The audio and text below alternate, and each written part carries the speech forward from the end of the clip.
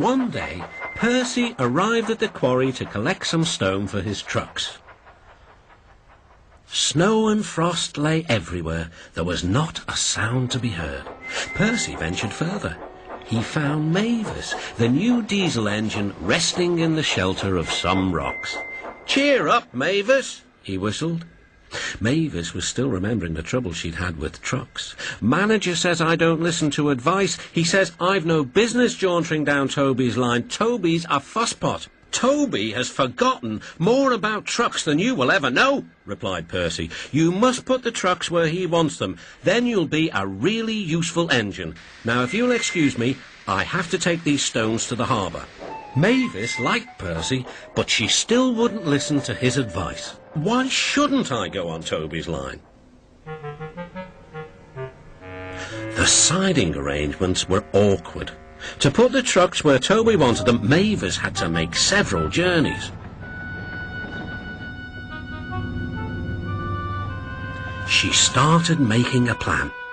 "If we used the teeniest bit of Toby's line, we would save all this bother." Her driver, suspecting nothing, allowed them to go as far as the first level crossing.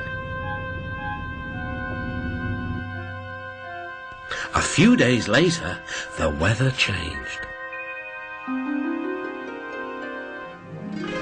As the snow melted, the quarry grew busy again. Some trains were so long that Mavis had to go beyond the level crossing. Now for her plan. She would go further down the line without it seeming her fault. "Can you keep a secret?" she asked the trucks. "Yes, yes, yes," they chattered. "Will you bump me at the level crossing and tell no one I asked you?" The trucks promised. But whilst Mavis was away, Toby arrived. He decided to shunt the trucks himself. The trucks decided to bump him anyway. They reached the level crossing and Toby's brakes came on. This was the signal for the trucks. "On, on!" they yelled. Toby was away with the trucks screaming and yelling behind him. No one realized that melted snow had turned a stream into a torrent and the bridge above it was about to collapse. The rails were now like a tightrope across the thundering water.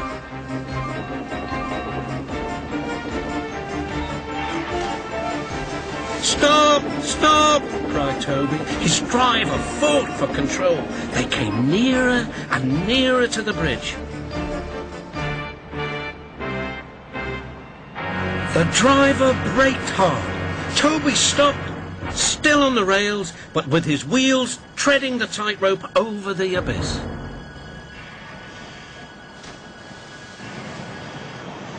Mavis was horrified and quickly came to the rescue. Workmen anchored Toby with chains while she pulled the trucks away. Then she helped Toby to safety.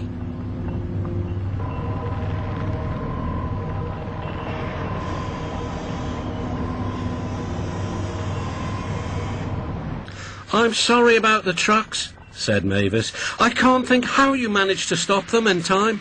"Oh, well," said Toby, "my driver told me about circus people who walk tightropes, but I just didn't fancy doing it myself." Later, the Fat Controller arrived. "A very smart piece of work," he said. "Mavis, you did well too, I hear." It was my fault about those trucks, sir," she faltered. "But if I could..." "Could what?" "Come down the line sometimes, sir. Toby says he'll show me what to do." "Certainly," replied the Fat Controller, "if your manager agrees."